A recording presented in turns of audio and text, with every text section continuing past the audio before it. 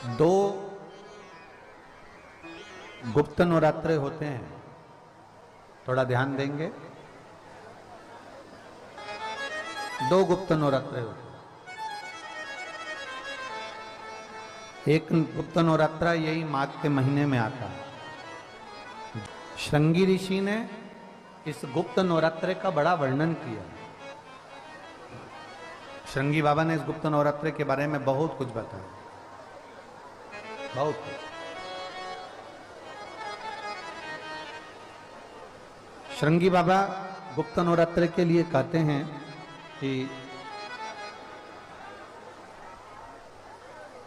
अगर इस गुप्त नवरात्रे के अंतर्गत 9 लाल फूल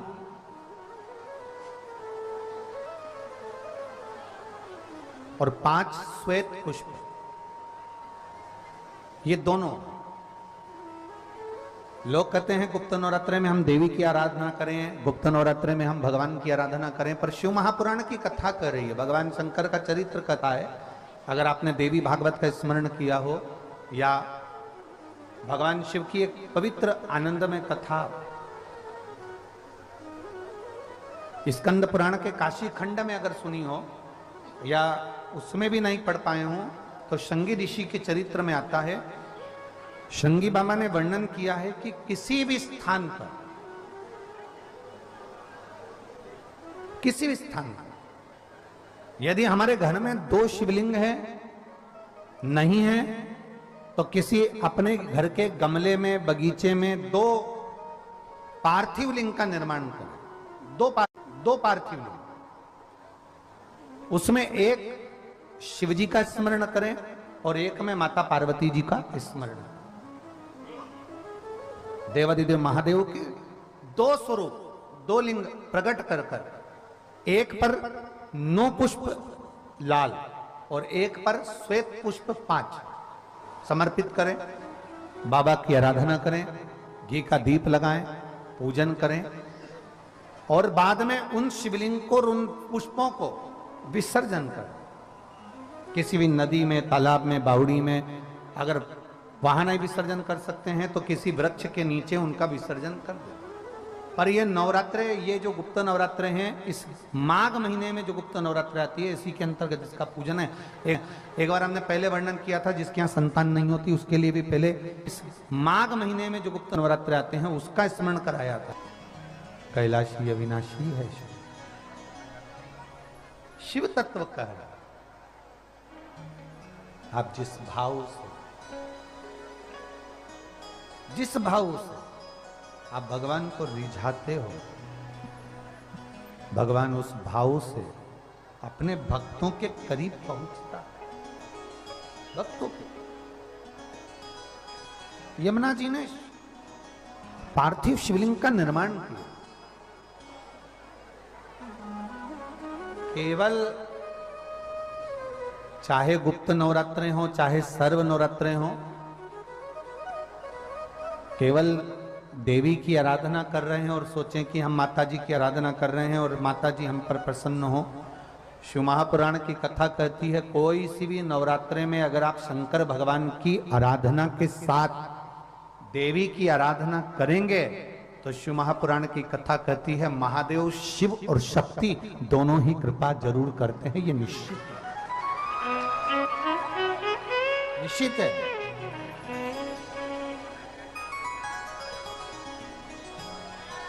केवल एक शिव की आराधना कर लेना या शक्ति की आराधना कर लेना, हम शिव और शक्ति की दोनों की आराधना एक साथ करें।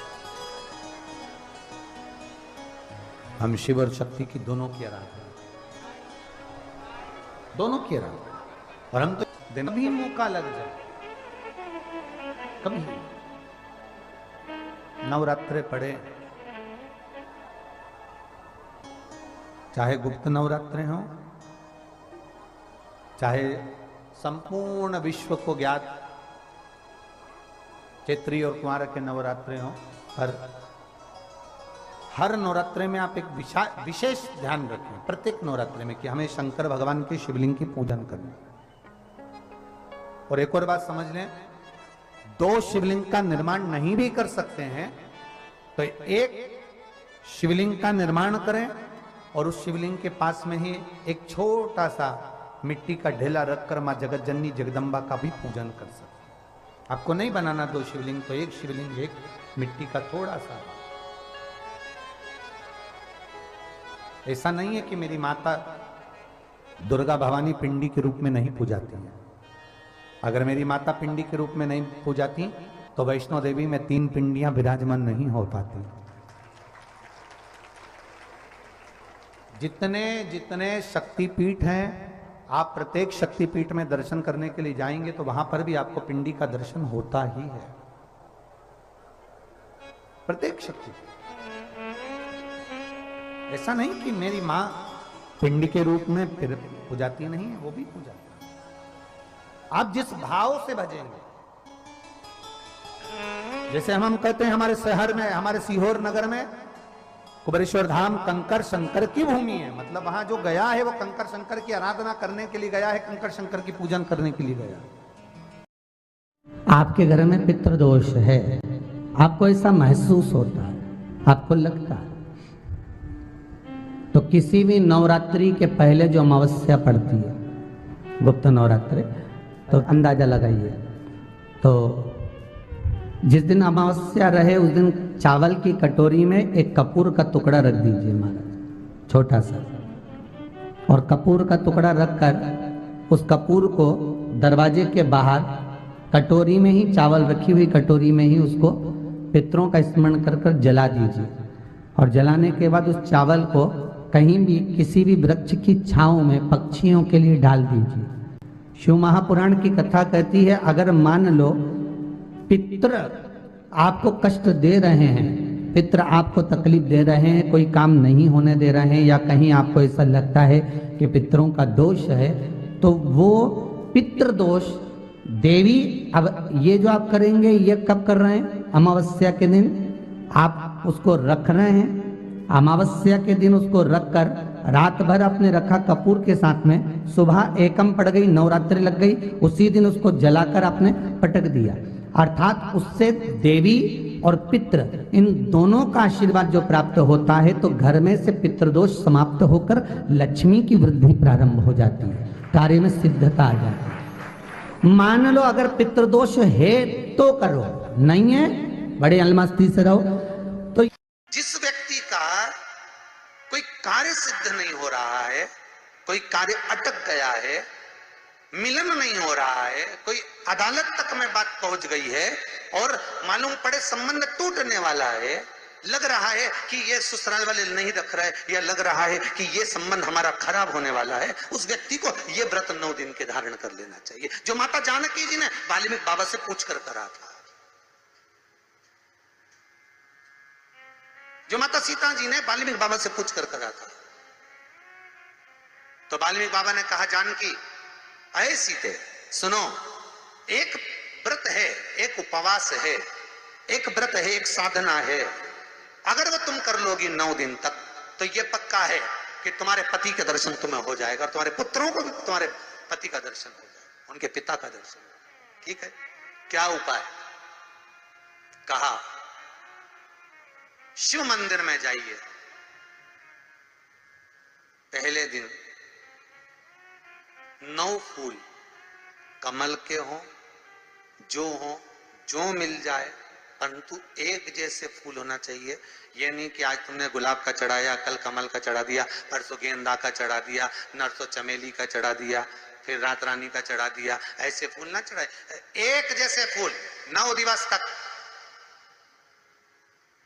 सीते हे जानकी, हे पुत्री, शिव मंदिर में जाकर अपने पति का स्मरण कर कर, कार्य का स्मरण कर कर 9 फूल प्रथम दिन घी का दिया लगाकर आप भगवान शंकर को कामना कर कर समर्पित करती हो। दूसरे दिन वही फूल दुगने हो जाना चाहिए, 18। तीसरे दिन फिर 9 जोड़ लो, 27, फिर 9 जोड़ लो, फिर 9 जोड़ लो, जोड़ते जोड़ते 90 दिन 81, कितने हो गए? ऐसे पुष्प शंकर भगवान को समर्पित करना 10वां दिन होगा, पुत्री शिव कृपा करेंगे और तुम्हें अपने पति का दर्शन जरूर होगा। कर सकती हो? सीता जी बोली कर तो लूंगी, पर दिक्कत एक है। क्या? इतने में फूल चढ़ाऊं और फूल नहीं मिले तो? इतने में वहीं पर लव खड़ा हुआ था,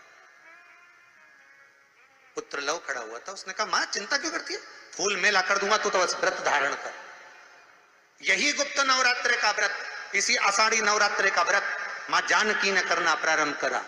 और पुष्प लाने के लिए लव जाता। पहले 9 फूल तो आश्रम में मिल गए, दूसरे 27 फूल, 18 फूल भी आश्रम में मिल गए।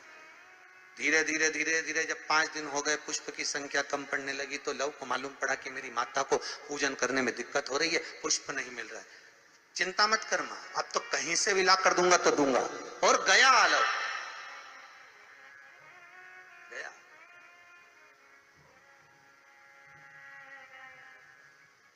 अयोध्या में पहुंच गए, जहां एक सुंदर सा सरोवर था।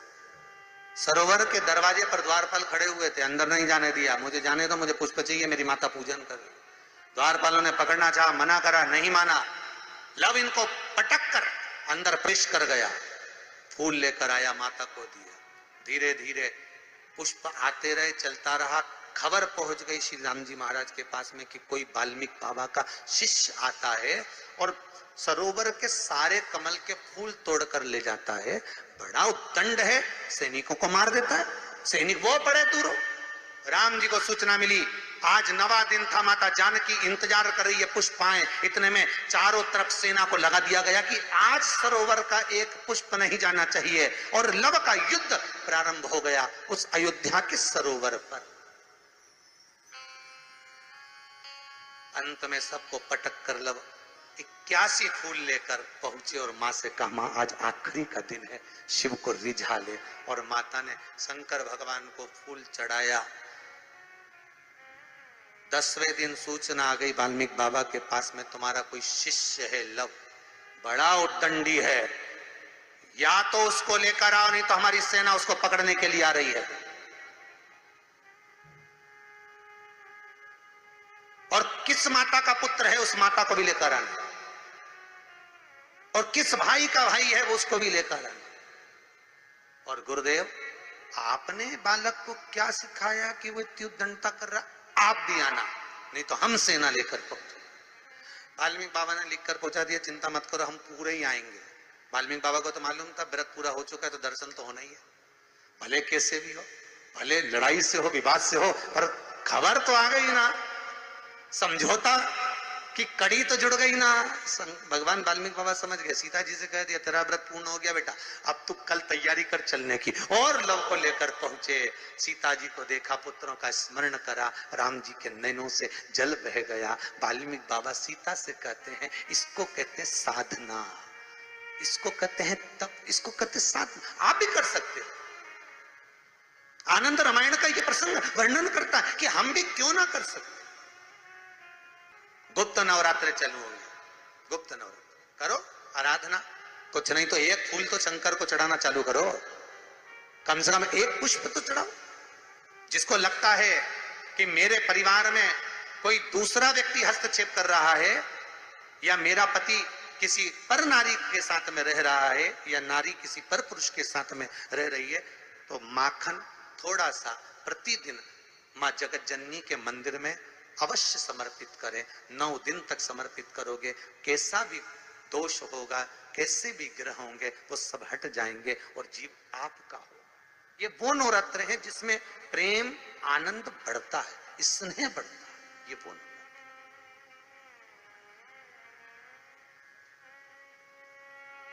ये कोई साधारण नवरात्र नहीं है। भाई भाई में अगर द्वेष हो रहा है, विवाद चल रहा है, अदालत में बात चल रही है, कोई समझौता नहीं हो रहा, एक दूसरे से बातचीत बंद है, करो नवरात्र, यही गुप्त नवरात्र धारण करो। 9 दिन कुछ भी, आप बाबा को पुष्प समर्पित करो, फूल। लगता क्या है, कोई यहाँ लिखा तो आनंद रामायण में ये थोड़ी नहीं लिखा कि एक एक सोने की अंगूठी समर्पित करो। उन्होंने तो लिखा पुष्प, केवल पुष्प, केवल पुष्प, इससे ज्यादा कुछ नहीं। भगवान को दीजिए। कोई कामना है आपकी नहीं हो रही, कल की अमावस्या हो जाना, लग जाए। बाबा को रिझाओ, उसको मनाने का प्रयास करो, प्रकट हो।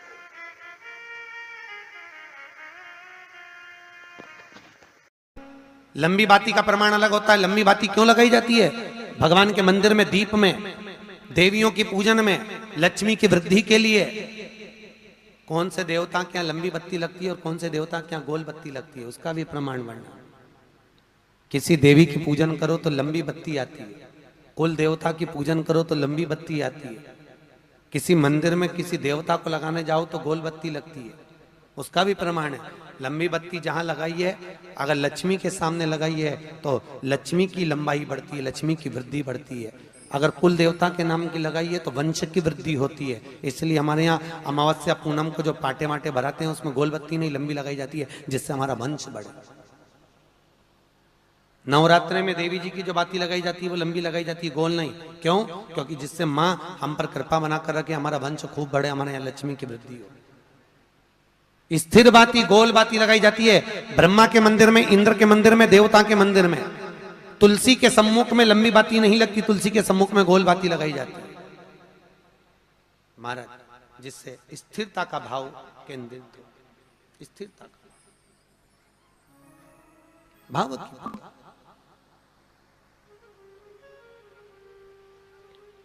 पीपल के वृक्ष के नीचे कभी लंबी बाती नहीं लगती, बड़ के पेड़ के नीचे कभी लंबी बाती नहीं लगती, आंवले के पेड़ के नीचे कभी गोल बाती नहीं लगती। आंवले के वृक्ष के नीचे लंबी बाती लगना चाहिए। धन की वृद्धि, सुख समृद्धि। तुलसी के पौधे के नीचे लंबी नहीं लगती, गोल बाती लगती। बातियों का भी प्रमाण।